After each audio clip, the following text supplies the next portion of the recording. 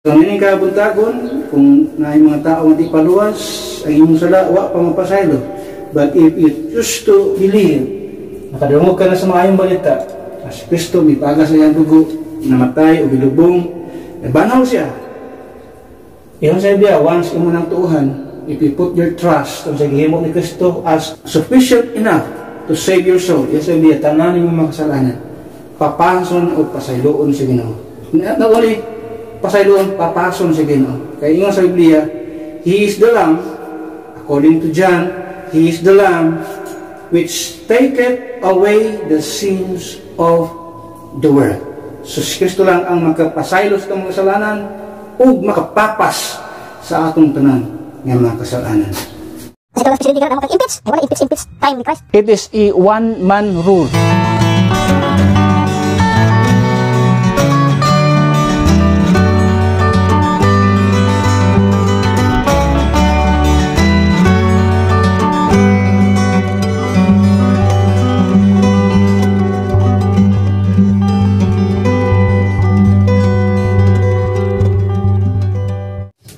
Okay, 1 Peter chapter 3 verse 15 to verse number 16. Kung basahon din sa mga mata. It says, "But sanctify the Lord God in your hearts, and be ready always to give an answer to everyone that asketh you a reason of the hope that is in you with meekness and fear."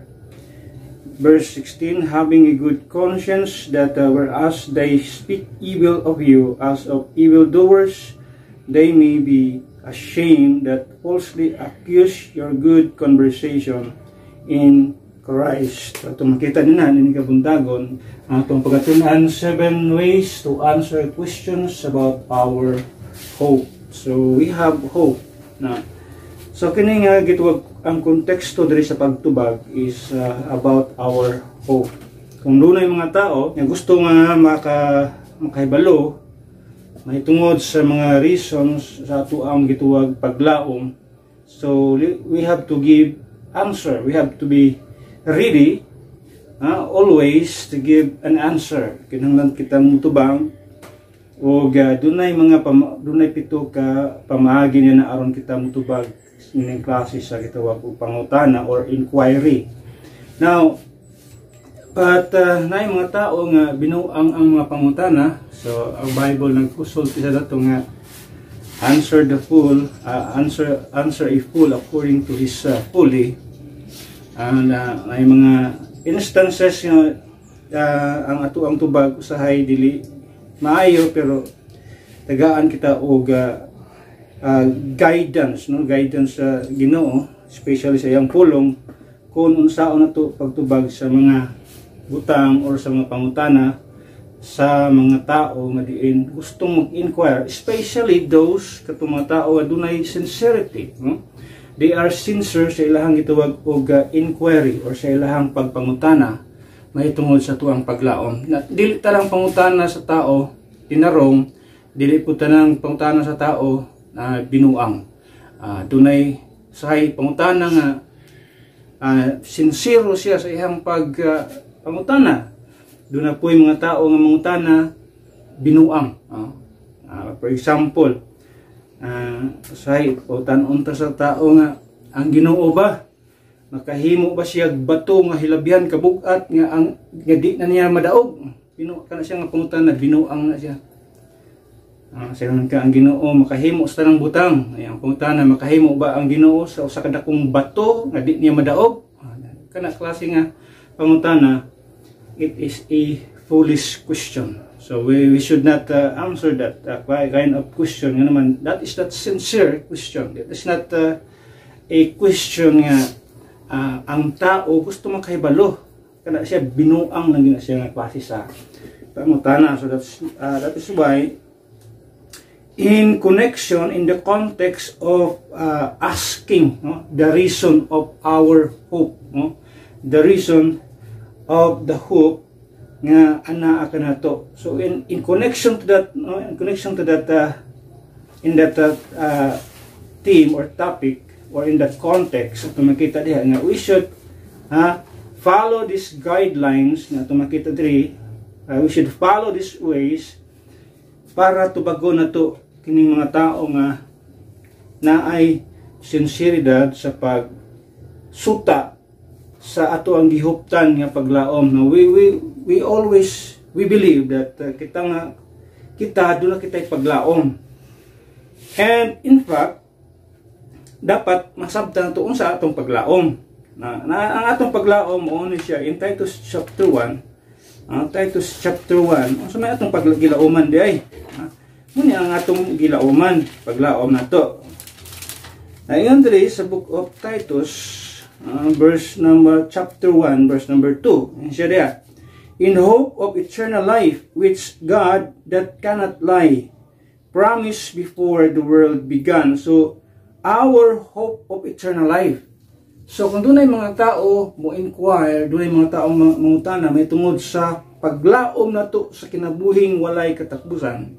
So, ato silang tagaan sa unsay naa ka na to, unsay rason nga nung milaom kita niya na. Muna'y pinakadako nga paglaom nga itong giyuptan sa tuwang kinabuhi. The hope of eternal life. Ang ato ang kinabuhi someday, matapos kini ato ang physical nga life, matapos kini, but no worries nga naman na kita'y paglaom about sa kituwag og eternal life. And that life, dili na para sa kalibutan, dili na para sa impyerno. That life is a life kauban ang Dios dito sa kalangitan, mo sa langit. Mo na siya nga klase sa paglaom. So eternal life is not para sa kalibutan. It's not for hell, it's not for the world, it's for heaven. That is why muna ang munang klase sa paglaom. Kung dunay mga tao nga mangutana, gusto mangutana ni ana, the reason nga nung naakita niya nga klase sa paglaom, we should give answer to those who inquire of that reasons of our hope at makita din ha. Now, kung sa may mga biblical ways nga ato ang ipakita o atong itubag mga pamaagi para atong matubag ang mga pagpangutana sa mga tao. So, ito na siya kabutang atong pagtagal ni kabuntagon karon. So, number 1, ito magdugay diha.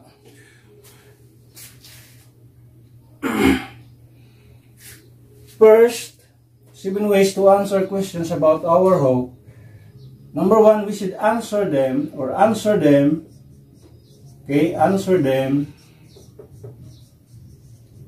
honestly. Ato makita diha. Honestly. Answer them honestly. Okay. According sa itong gibasa in 1 Peter chapter 3, it says, but sanctify the Lord God.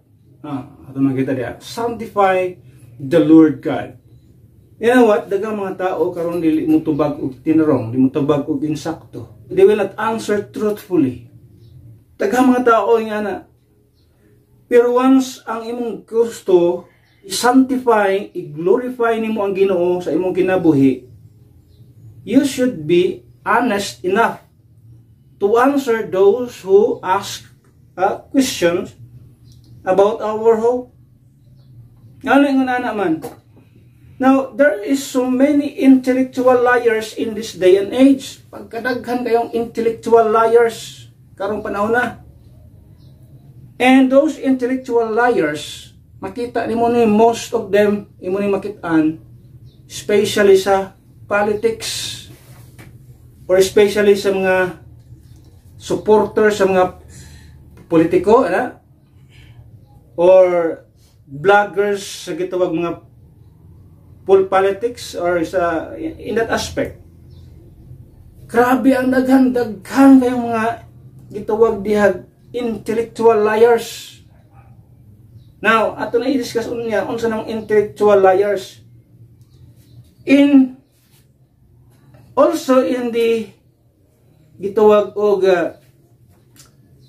in spiritual aspect, di lang in political aspect but also in spiritual aspect, daghan sab kayong mga intellectual liars.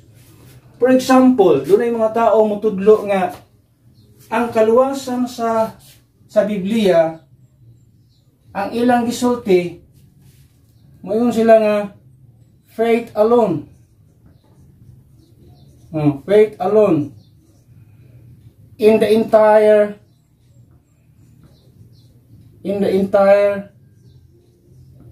Bible. In connection to salvation, yung sila faith alone in the entire Bible. From Genesis to Revelation, ang kaluwasan, faith alone. That is intellectual liars. Because there are a lot of verses in Scripture nga naghisgot nga ang kaluwasan, or if they want to go to, especially in Old Testament times, if they want to go to paradise, they have to work in order para nga maadto sila niya nga lugar. Not only faith alone, there must be a work involved. That is why kining mga tao nga nagmoingon nga faith alone in the entire Bible, when it comes to salvation, they are intellectual liars. Mga bakako nga mga tao. O ato na sigutan niya unsa ng intellectual liars. Naapoy uban nga maingon nga ang kaluwasan is works. Works. Ang salvation. Na sila for faith, di lang kay works, but also faith and works. So let's say faith and works. In the entire Bible. In the entire Bible. Ang isa, faith alone in the entire Bible. Ang isa pud ka grupo mingon faith and works in the entire Bible. Again, this group of people or these denominations are intellectual liars. Asa man ka anang duha, wala kay mapili ana, ano man, puro na intellectual liars. Faith alone in the entire Bible, it's wrong. Faith and works in the entire Bible, it's wrong. So, asa man aning grupo wa musulti, nga muna ang kaluwasan sa Biblia, they are intellectual liars. Kay kung kining mga faith alone in the entire Bible, for example, magsugot atutan ni Adam. When Adam was created, gihimo siya sa Ginoo, he was perfect. So in other words, wala siya matinanglag salvation. Perfecto siya eh. He doesn't have a dead spirit. He doesn't have a lost soul. Kompleto si Adam. Perfecto ang body niya. Pero kung sa sultis Ginoo sa iya, Adam, there's only one, akong ikuman sa mo, ayaw kaon sa kahoy nga naas kaliwala sa garden. What is that? Na ay kuman. Ang kuman ayaw kaon. Unsa kaya na siya? So ang Ginoo naghisgot siya work. You have to work. You have to do something. Na di ka maadto ang kahoya ug mukaon ka na ng kahoya. So, muna ikuman sa Ginoo sa iya. So, may mag-faith and faith alone. When in fact, na ikuman sa Ginoo kang Adam, ayaw kaon ang kahoya. Now, sa mga Israelites people, pertindaghana din o mga naghisgot nga tungod sa mga angayang buhaton sa tao. For example, right sa Ezekiel 14. Ezekiel 14 verse number 14, it says, though these three men, Noah, Daniel, and Job, tulo ka tao diha, Noah, Daniel, and Job, were in it, ano sa nang in it diha? He's talking about the righteousness. In Sharia, we're in it, they should deliver but their own souls by what? By their righteousness, saith the Lord. So, ingon ang Ginoo, kining mga tawahanan ang pwede lang makadeliver sa ilang kaugalingon nga kalag, their own souls, yun siya, is ang ilang pagkamatarong. Ano sa pagkamatarong? According to the law. Because these people, although Noah was not under the law period, but there is always a law of conscience, no?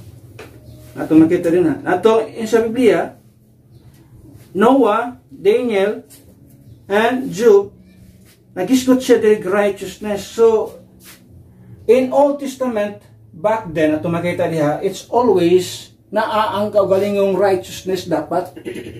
Whether under the law, under sa gitawag og promise, under sa gitawag og conscience or government, human government, asa man kadapit nga dispensation na butang ana in Old Testament times, there must be a self-righteousness involved sa imong deliverance or sa imong salvation, sa imong kalag, sa imong soul. Nga ang purpose ana moadto sa gitawag og paradise. Ito sa gitawag og hell, gyapon siya part sa hell, pero nasa sa paradise nga atbang sa sa pagantos. Manay makita to sa story sa taong dato o kang Lazaro, at makita nga nag-atbang sila, na-create goldfish because diha is paradise. Then ang paradise is because ang pikas diri is kalayo sa impyerno nga diin nagantos ang taong dato. Now, mo na purpose ang self-righteousness para moadto ito anang dapita. And verse number 20 it says, though Noah, Daniel, and Job were in it, as I live, saith the Lord God, they shall deliver neither son nor daughter. So di nila pwede nga maluwas ang ilang kaugaling anak, lalaki o babae. Yun siya diha. They shall but deliver their own souls by their righteousness. Kaklaruan ang Biblia, kaklaruan ang statement sa Ginoo, pero naay mga intellectual liars nga ilahan ng usabon nila na ang pagsabot. Wa nay pinaka-plain nga interpretation ni ana nga pagkasulti. If you believe the word of God is the word of God, then you need not interpret that passage. Kaya klaro na kayo ang isul sa Biblia, iyon sila kining mga tuhanan di ka-deliver sa ilang kaugalingong mga anak, malalaki, babae man. Ang ila lang ma-deliver is ang ilang kaugalingong kalag, pinaagi sa ilang pagkamatarong. Is there any plain interpretation than that statement? At makita diya, wala nila ay pinaka-plain nga interpretation. Kana nang gitawag og pagkasulti. Interpretation na siya. You don't need to twist that passage just to para lang muhaom sa imong gitawag og doktrina, or just to substantiate your claim or your doctrine. Mo nang daghang mga tao gina-twist ang Biblia. Ang pulong sa Ginoo, pinaka-plain na nga interpretation, klaro na ing panang usbon. Ngayon ang Biblia, si Daniel, si Noah, di sila makadeliver sa kalag sa ilang mga anak. Ang ila lang ma-deliver, ang ilang kaugalingong kalag, pinaagi sa ilahang pagkamatarong. Can you imagine, anak? So those people, nga yung claim faith alone in the entire Bible for salvation, it's wrong. They are intellectual liars. Another thing is in the tribulation. Klaro kasi tribulation, nga dili faith alone sa tribulation. It needs faith and works. Kinahanglan kag pagtuo, kinahanglan ka mo trabaho, mo endure ka unto the end, di ka magpatatak sa 666 na naman. Kung matatakan ka sa tatak ni Antichrist, you can lose your salvation. Hebrews chapter 6. Klaro ka na sa Biblia. Verse number 3, and this will we do if God permit, for it is impossible for those who were once enlightened and have tasted of the heavenly gift and were made partakers of the Holy Ghost. Yan naman. They have the Spirit anytime. Just like Old Testament times, they have the Spirit, but sometimes ang Holy Spirit sa Old Testament times mugawa sa tao. Unlike sa tuwang time sa church age, ang Holy Spirit magpabilin hangtod sa rapture sa tuwang kinabuhi, yung sa Biblia. Pero din sa tribulation period, gawas ang sulod ang Holy Spirit, just like sa Old Testament times. Sulod sa Biblia, they have tasted the heavenly gift and were made partakers of the Holy Ghost. Verse 5, and have tasted the good word of God and the powers of the world to come. So if they shall fall away, to renew them again unto repentance, seeing they crucify to themselves the Son of God afresh, and put Him to an open shame. But pasabot, once you lose your salvation during sa tribulation period, it is impossible for you to take it back again. Muna gisulti sa Biblia, ang but pasabot niya. Once you have tasted the Spirit, the Holy Ghost, once you have tasted the good word of God, and once you have lost it, yun sa Biblia, it is impossible for you to take it back again. So in other words, when people lost their salvation during sa tribulation period, imposible nga maluwas pa sila pag-usap. Muna ibut pa sa buti sa Biblia. So in other words, ang salvation niya mawala. Muna yun sa Bible, faith alone in the entire Bible is wrong. Kung na mga grupo nga musulti niya nga faith ragyot gikan sa Genesis padulong sa Revelation, mo na mga intellectual liars nga mga tao. Another nga mga grupo, faith and works alone, faith and works in the entire Bible, mo po na isa ka wrong. Nabay mga tao, grupo nagsulti na hangtod karon, daghan. Kanay mga tao nagtudlo nga ang kaluwasan pagtuog buhat, daghan na. Unsa na mga intellectual liars nga naman.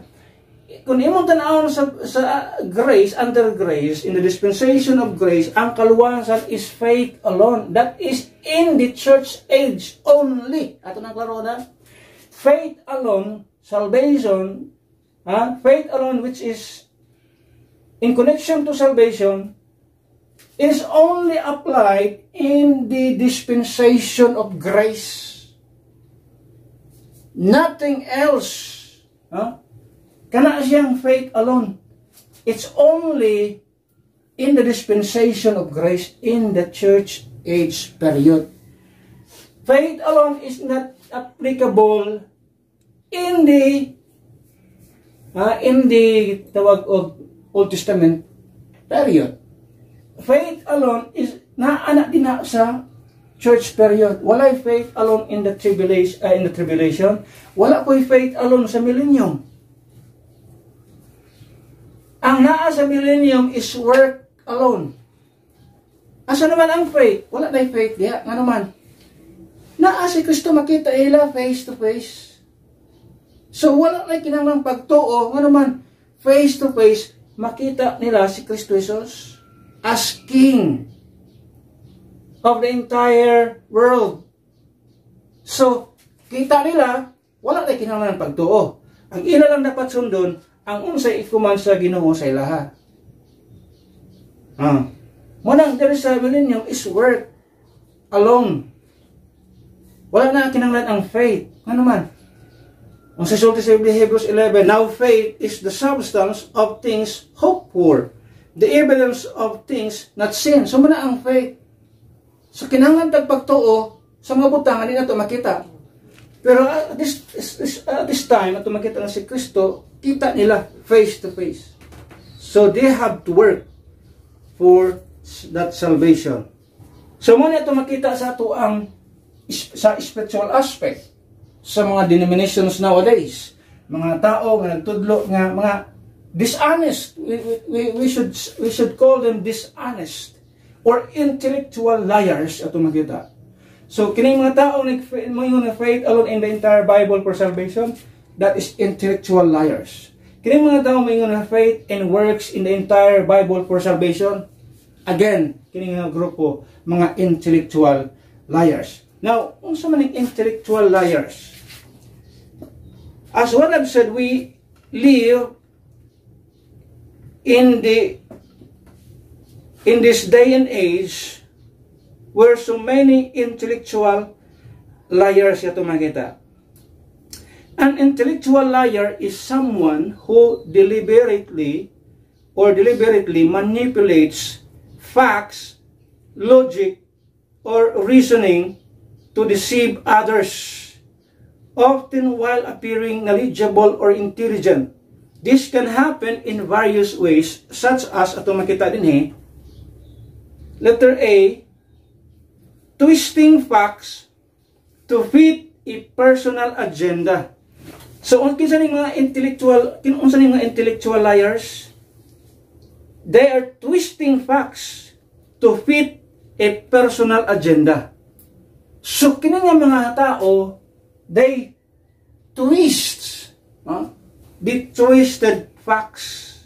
Ginatwist nila ang kamatuoran para mo fit silang personal nga agenda. Just like this, nga kining mga spiritual dishonest nga mga tao. Kining mga Bible teacher kuno nga mga dishonest nga mga tao. Ginatwist ang facts. And makita na ito ni karon sa daghan gani sa mga political blogging, ang mga vloggers ng mga sa politics.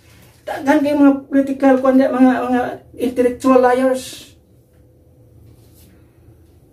Ginatwist ang mga kamatuoran just para lang mag-fit sa ilang agenda, na sila yung mga personal agenda. Di na mo tuo sa data. Kaya ato na silang mga mind nga twisted. Unsa may pulo sa data kung dito mo tuo sa mga data? Unang-una, di man kita ang nag-record din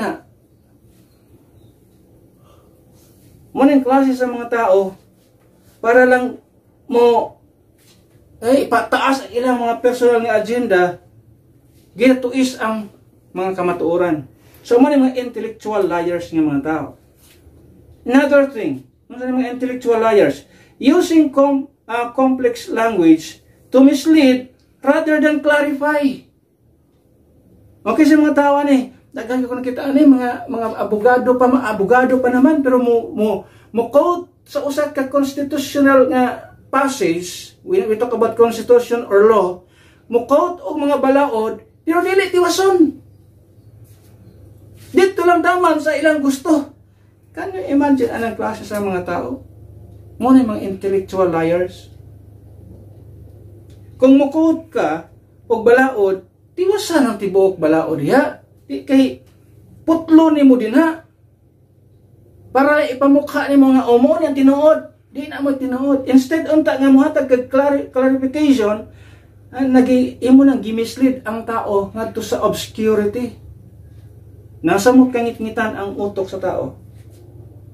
Labi na sa ilang mga viewers. Muna, lisod di klase sa mga tao yan Daghang mga issue, especially sa gitong politics. Daghang mga issue, pero using complex languages to mislead rather than clarify. Their intention is not to give clarification. Their intention is to give chaos and confusion sa mga tao. Mga ilang gusto. Na kung imong knowledge limited ra pud kaayo, dali kang madala sa ila. Tama no, pero wag to gitiwas. Giputol ra gud tugot. Nagamiton po ang gitawag og konstitusyon, gamiton po ang balaod. Para magmukha nga mo nang gitawag complex language. But pasabot mo makaingon ta nga mura katuuhan ni kay di basta-basta balaod ang gamit gud. Pero instead to give clarification, they mislead people. Another thing, not only twisting facts to fit a personal agenda, using complex language to mislead rather than clarify, but also they cherry-picking evidence to support a biased argument. Maunay mga tao nga mga intellectual liars. Cherry-picking evidence to support a biased argument. Just like these people. They cherry-pick biblical evidence just to support, to substantiate their claim. Ang kailang doktrina is faith and works in the entire Bible. So ang ilang tutloon, kato ra mga bersikulo nga muhaom sa ilang agenda, sa ilang gitawag og claim. Di na sila mukod atong mga bersikulo nga ma-rebuke sila. O doon ay mga tao nga ang pagkaon sa Biblia dili ipakaon ng baboy. Ang ilang ikatloon nga passage, katura pong passage nga gingon sa Old Testament nga dili ipakaon ng baboy. Pero pag abot sa New Testament, di na mo kuha na itong mga bersikulo nga mabadlungan sila sa Biblia, mabadlungan sila sa pulong sa Ginoo. Pero kung kuha man sila usahan niya na, they twisted sa mao nga truth. Klaro man sa Biblia, ngayon sa Biblia nga, dili pagkaon ng baboy. Tinuod man ako ang problema niya na. Pero pagkabot sa New Testament, ingon sa Biblia, ipakaon na tanan. O sa man tanan na ang imong gusto na idea. Asa may lapit? 1 Timothy chapter 4. 1 Timothy chapter 4, verse number 1. Now the Spirit speaketh expressly that in the latter times some shall depart from the faith, giving heed to seducing spirits and doctrine of devils, and doctrine of devils, speaking lies in hypocrisy, having their conscience seared with hot iron, forbidding to marry, and commanding to abstain from meats. Kaklaro na ana. Sanay mga tao nga magmando nga ang mga tao mo abstain gikan sa karne. Which God hath created to be received with thanksgiving of them which believe and know the truth. So those people who know the truth and believe, mudawat sa tanang butang gi-create sa Ginoo. Siya, for every creature of God. Unsa man every creature? Way labot ang baboy? Sige daw, unsa man every creature. For every creature, every creature, gina, alangan magway labot ng For every creature of God is good and nothing to be refused if it be received with thanksgiving, for it is sanctified by the word of God and prayer. So, inguna na usahay, kaklaro na ana sa Biblia, di na kinahanglan pang imong i-interpretar unsa nga. Pag ingon sa Ginoo every creature, di kay every creature, way labot ang baboy diya. Unsa na every creature yung pagsabot? So many mga tao, they cherry-picking evidence to support a biased arguments. Just like this mga kuan karon. And letter D na tumakita, these intellectual liars, how are they? These people are pretending to know something they actually don't. So kining mga tawana nagpakaron ingnon nga kahibalo sa tanang butang, pero wa di ay kabangkagan. Thank God sa ato ang discussion, sa ato ang pagtuon sa pulong sa Ginoo, we know how to rightly divide the scriptures. That is why we don't have problems when it comes to Bible contradiction or sa mga statements nga mo yung tag-contradiction sa Biblia. Wala tani ana nga naman kahibalo mangunta sa gitawag dispensational teaching sa Biblia. So if the teaching is contradictory to another teaching, but pasabot, they are not the same. They are not the same in time. Kinahanglan nato ng rightly divide para asa na. So karon nagsisgot ang Biblia nga faith and works, self-righteousness, our own righteousness, maluwas ta. So dili na diri sa church age. Nga naman wala man ato gimension ang atong self-righteousness dinhi. Ang ato dinhi is the righteousness of Christ, the free righteousness, the imputed righteousness. Muna nga sa ato diri sa church age. Dinhi their own righteousness. So we have to put in a right place every verses nga nagka-contradict sa usa-usa. Manaingon ana dapat ang ato ang treatment sa Biblia. So these people nga nag-claim na ining duha ka klase mga intellectual liars na sila. Unlike a simple liar, an intellectual liar often disguises their deception with persuasive arguments, making them harder to detect. Kung yung makita ng mga tao, magdibati-dibati, grabe yung tinuod, mangisog kayo, grabe kayo ka, mag-ilag yung barugan. Mga mga tao nga, para lang mag-disguise, nga, kamatuoran nila yung dalagyan, kaya, willing may magpakamatay na eh. Kung saan ka ng klase mga tao. Pero kung yung mga tanawin, in the entirety of the Bible, layo kasi tanan. Layo kasi kamatuoran. Number 2, not only answer them honestly, answer them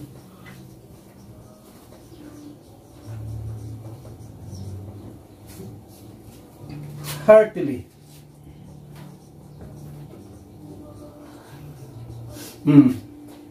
Dapat kinutubag kita nga kinasingkasing. Kinasingkasing ang kasi sa pagtubag. Whether we like it or not, ang giskutan doon sa atong ibasa kaganina. But sanctify the Lord God in your hearts. So in your hearts. It is a heart matter, or it is a in connection with our heart. So every time we answer those who inquire or those who question about our hope, we should answer them heartily. Kinasikas nga itong pagtubag.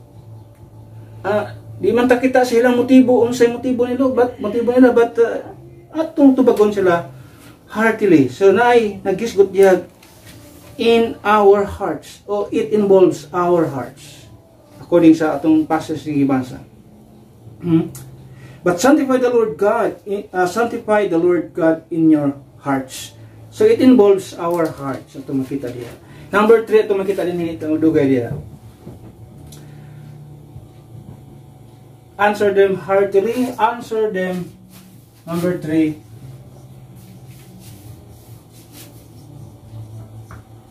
Answer them hospitably.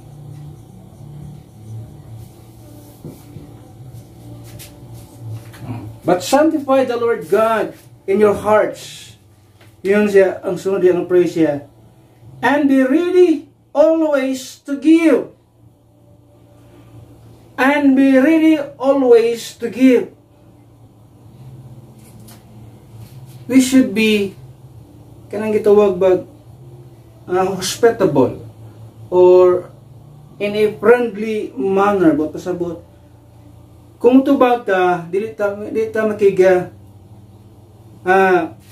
especially sa gituwag og kabalo man taong sa konteksto sa atong sigutan. Now, if people inquiring about salvation, if people inquiring about eternal life, that's our hope yung sa Biblia. So ato silang abi-abihon sa nga gituwag tubag angayan ginilang madawat. Kay daghang mga tao nga nagatubag, puro mga salto kayo. Ang tinubagan, sarcastic kayo. Insulto kayo. Dili yung anak sa Biblia. Always, be ready always to give. I-accommodate mo. Dawaton ang ilang mga inquiry. Tubago na to sa insakto. Unless, ang ilang mga gipangbutang niya, kung mga komento, dili, pagpangutana. Just to insult us. Ano nagtubaga? Ano naman? May mga tao kuha nang diha pero manginsulto, dili lang tubagon. That is not an inquiry, that is not a question about our hope. Naghisgutan sila diha pag panginsulto. So forget it, ato makita na. And then number 4, ato makita na number 4. Answer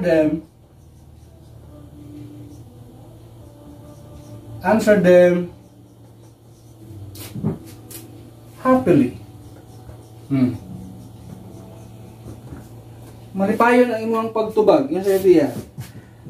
And be always ready to give an answer. To give an answer, at makita yun in verse 15. To every man that asketh you a reason of hope that is in you. Ikaw nga tao, kita nga tao, doon na tayo paglaom. Ang taong doon ay paglaom, malipayon na siya. Ug malipayon siyang mutubag, sumala sa unsay paglaom nga naa niya sa iyang kasing-kasing. Ang tao raman huway paglaom dos kalibutan, huway kalipay sa kinabuhi. Pero ang tao nga doon ay paglaom nga one day I will be there in heaven, makiguban ko sa Ginoo, sa presensya sa Ginoo, tungod sa kaluwasan nga akong nadawatan, mo nang paglaom o kana nga paglaom, mo nang paglaom naghatod kalipay. O ang ato ang kalipay, ang atong paglaom, the way we answer sa ato ang mga taong nag-inquire, mga taong nangutana about sa ato ang hope, dapat malipayon kita niya ng ano man. Paglaom ang gisgutan ni. Hindi pagkaon, paglaom. Paglaom ang gisgutan din. They're not asking for food, they're asking about our hope, the reason nga ngano nga akit paglaom. What's the reason ngano nga amo nining klases paglaom? We have the reason, it is because Jesus Christ died on the cross, he shed his blood to pay my sin death. Bayaran ni Kristo ang silot sa ako ang sala. Muna nga malipayon ko og naa ako nining klases paglaom. So we should answer them happily. Malipayon nga mutubag niya na. And then number 5, ito nakita niyo. Answer them. Okay? Answer them. Number 5. Answer them.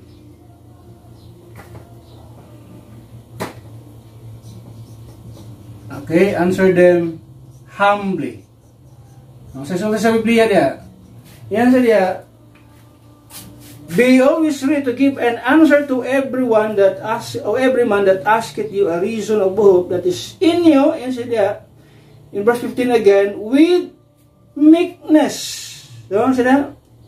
That is in you with meekness. So we should answer them humbly. Ubang sa pagkamapainubusanon. Usahay ang atong tubag usahay na ahip na mga tao nga usahay atong tubag pagkaabi ka sarcastic nga klase sa tubag. Pero dili siya ang ngayon ngayon ana. Kung naamtay itubag dapat with meekness, with humility at makita din na. Dili pwedeng di ba wala man ang ngayon ikapang hinambog. Actually ang pagkasigurado sa langit. Di man ay siya pang hinambog. Mga tama, grabe ang magiruan mo eh. Ngayon kasigurado na kamatug langit, ang magiru ako nimo. Actually, di na siya pang hinambog. Ngano nakasiguro ta matug langit, dili tungod kay kitay nihimo niya na. Kung dili sa unsay gihimo ni Kristo sa krus Kalbaryo, mo na makasiguro ta matug langit. Kung kita pasiguro nihimo niya na nga kaluwasan, basig makapanghinambog ta, pero dili man kita ang nihimo niya na. Munang dili na siya pang hinambog. So, with meekness, with humility, tubago na to ang mga tao nga nangutana mahitungod ining klase sa paglaom nga akan nato. And then number 6 ato makita na. Number 6, answer them. Okay, answer them. Number 6, humanly. Humanly. Again, sabi with meekness and fear. The word fear, at may tala, is respect. But pasabot, kung tubag ta sa mga pangutana, sa mga tao nangutana about sa ato ang paglaom, ato silang tubagon, nga dunay pagka, tinawhanon na tubag ba? Dili nang gitawag o minanap. We should, but pasabot, we should treat them as human as they are. We should not treat them as or just like animals. Dili yung ana atong treatment. Dapat ang atong treatment is human. Tao siya nga nangutana, tubag ko na to siya yung tao nga nangutana. Di kay itrata na to siya nga magmananap. Pero ito makita din whether we like it or not. Ang konteksto sa mga Jewish people, ang ilang pananaw sa ato ang mga Gentile dati, mga iro sa ilang pananaw. Pero siya, now in this time, patas ang tao. Patas kita ng tao. Walay kalamang sa tuwa dali. There's no such thing as labaw nga grupo. Ang mga Hudyo di labaw sa atua. Patas-tas pananaw sa Ginoo karon. God is no respecter of person. So, dati kung ang pananaw sa mga Hudyo sa atua, wala tag-iro sa ilang pananaw. Now karon patas na ang atuang standing, ang atuang pagkatao tubangan sa Dios. Bisan kinsa man ka klase sa race, walay makalamang diri sa atua. No, patas ang Ginoo. So we should treat people as human as they are at the treat them humanly, but pasabot, treat them with respect. Respect sa ilang pagkatao. They are not animals. They are not something mga siguro na yung mga tao, siguro makaingon ta ita kaangay ang kinaiyahan, wa tumangayan, ang sinultihan di nato bangayan, but always put respect. But pasabot, mo na but pasabot si Ginoo diya. Always put respect. Be human. Ayaw i-treat ang sa katao, sa kagrupo as animals. Ato silang i-treat as human. Mo na but pasabot sa Ginoo diya. And then number 7, answer them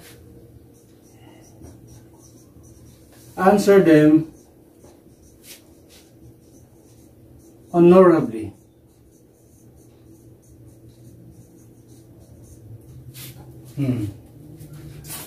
Kasi ultira, the word honorably means as much as possible,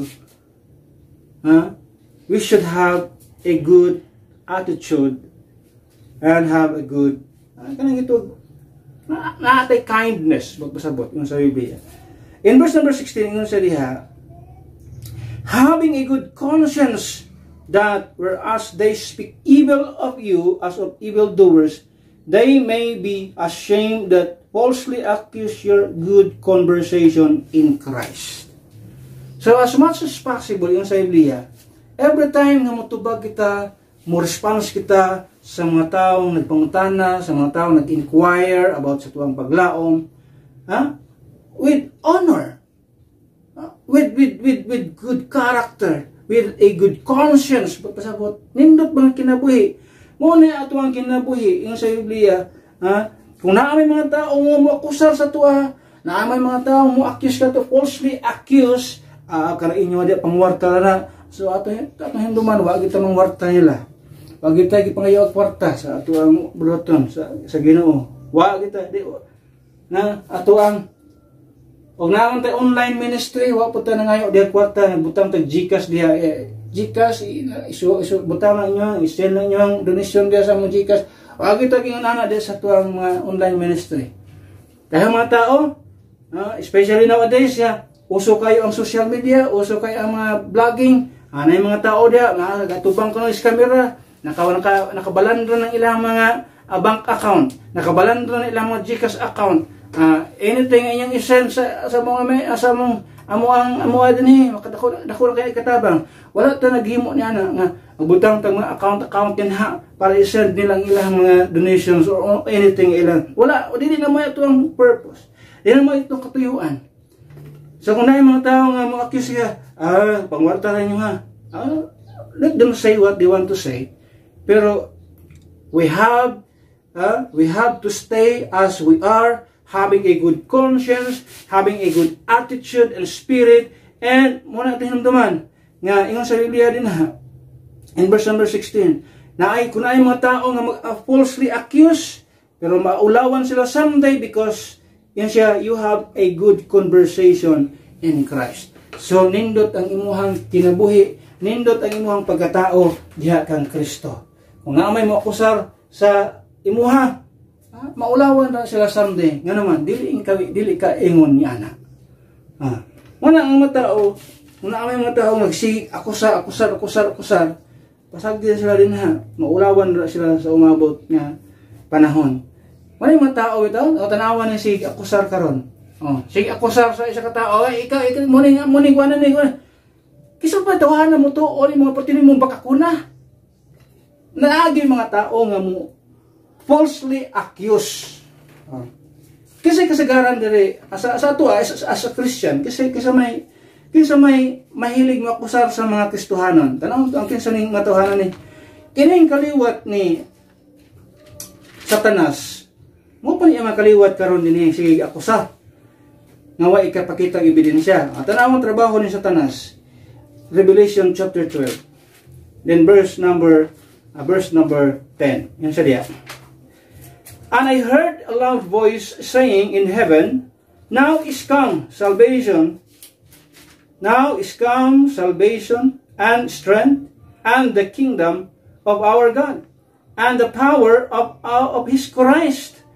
For the accuser of our brethren is cast down, which accused them before our God day and night. Can you imagine, ana? So, ganyan mga tao nga mahilig mang akusa, nga wala ebidensya, muna kaliwat ni Satanas. Pero ang mga taong giakusahan nga doon ay ebidensya, ilan, tubangon na ebidensya. Tubangon nila na.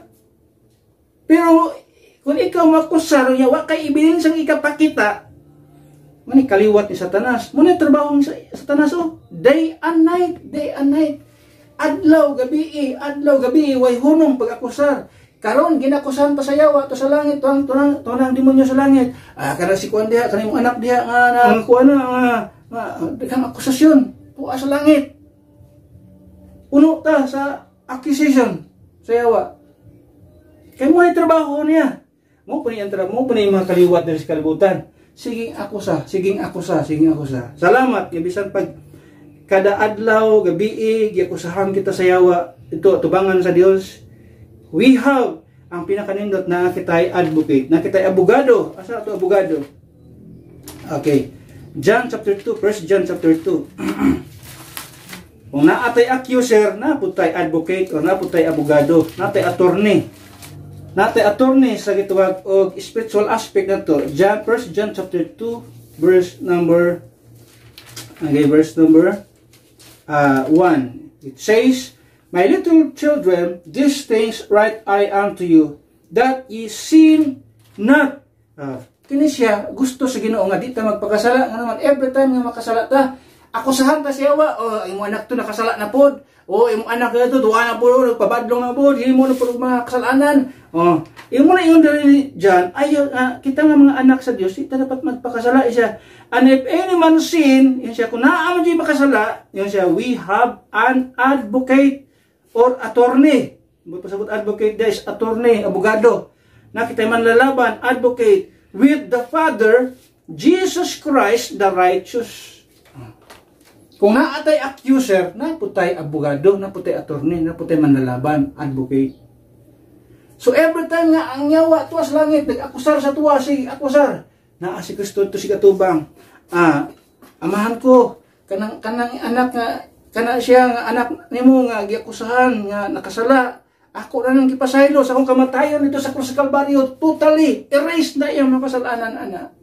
Gikan kaniadto nga ako namatay o gikan kaniadto nga ako siya mituo sa ako ang gihimo dito sa krus sa Kalbaryo, hangtod siyang kamatayon, erase na iyang makasalanan. Muna trabaho sa atuang advocate, atong attorney to sa langit. Muna ang trabaho sa atuang Ginoo. So dinhi akusahan man ta, falsely accused. Pero pasalamat ta nga natay abogado, but we should always uphold ng klase sa kinaiyahan. Having a good conscience, having a good character, having a good spirit. in front or sa pag-atubang nato sa mga tao nga nagakamutana or nag-inquire, or even those who are accusing us as falsely. Or even sa gitawag, the devil himself, no? Si Satanas mismo, nag-akusar ka na ito atubangan sa Ginoo na atay manalaban. Pagpadayon tang himo sa unsay angayan, unsay trabaho, unsay kinabuhi sa usa ka Kristohanon nga di nagasunod kanang sa pulong sa Ginoo. Now, always remember, pasalamat nga ang ato ang manlalaban, no? Di lang siya manglalaban ato karon. Nahimo pa siya nato nga manluluwas sa ato ang kalag. Si Kristo Jesus namatay ito sa krus Kalbaryo, ni paaga sa iyang dugo aron bayaran ang silot sa atong mga sala. Manang ang usa ka manluluwas nga mo'y atong manlalaban dito sa langit, kanunay siya nga gaabogado sa ato, kanunay siya nga nagadepensa sa ato, nga bisag unsaon pag-akyos sa demonyo sa tuwang kinabuhi, moingon lang si Kristo atubangan sa amahan ko, kining usa na ko kaanak na nakasala, pero bisag nakasala siya, ang iyang sala gipasaylo ko na. Kaya ang iyang kapasayloan gikan sa iyang past, gikan sa iyang present, bisan pa man sa iyang future sins, gipasaylo ko na ang tanan. Nganuman, kay mao na ang gisulti diya sa Biblia, ang kapasayloanan sa Dios sa tuwang kinabuhi muni ang nindot. Sa dang gipasaylo kita sa Dios in the book of Colossians chapter 2, dili lang ang past ang iyang gipasaylo nga ni kanato.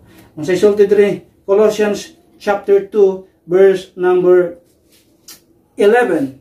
It said, in whom also ye are circumcised with the circumcision made without hands, in putting off the body of the sins of the flesh by the circumcision of Christ, buried with him in baptism, wherein also ye are risen with him through the faith of the operation of God, who hath raised him from the dead. Verse number 13, and you being dead in your sins and the uncircumcision of your flesh, hath he quickened together with him, having forgiven you all trespasses. So, ang tanan na itong mga kasalanan, yung sa Biblia, gipapas na sa Ginoo.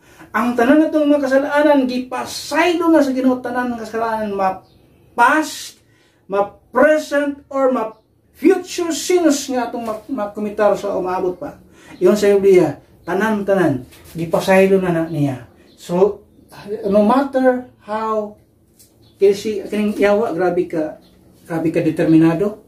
Dili ma-discourage, why pagka-discourage? Can you imagine, bisag igatubang niya ito nga, imong anak ito, tuwa ito na pagkasala. Mangulang si Kristo nga, pasaylo ko na. Wasi memo, balik na po siya. Imong anak ito nagkasala. Kaya na, pasaylo ko na.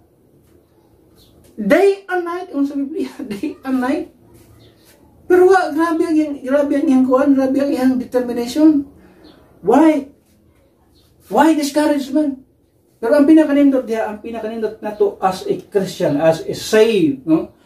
As a Bible-believing Christian, saved, blood wash, kita mga blood wash, nga anak sa Dios, ang tanan natong mga kasalanan, gipasaylo na ni Kristo Jesus. Past, present, and future sins were all, yung sa Biblia, forgiven. All trespasses. Yun siya itong ibasa ganyan. Having forgiven you all trespasses. Tanan yung mga kasalanan. Napasaylo na. So, nining kabuntagon, kung na yung mga tao nga di paluwas, ang imong sala, wa pa mapasaylo. But if you choose to believe, nakadungog ka na sa maayong balita, na si Kristo may paga sa iyang dugo, inamatay o gilubong, banaw siya. Iyon sa Biblia, once imo nang tuuhan, if you put your trust on sa gihimo ni Kristo as sufficient enough to save your soul, iyon sa Biblia, tanan nimo mga kasalanan, papanson o pasayloon sa Ginoo. Not only pasayloon, papason sa Ginoo. Kaya ingon sa Biblia, He is the Lamb, according to John, He is the Lamb which taketh away the sins of the world. So si Kristo lang ang makapasaylo sa mga kasalanan ug makapapas sa atong tanan nga mga kasalanan.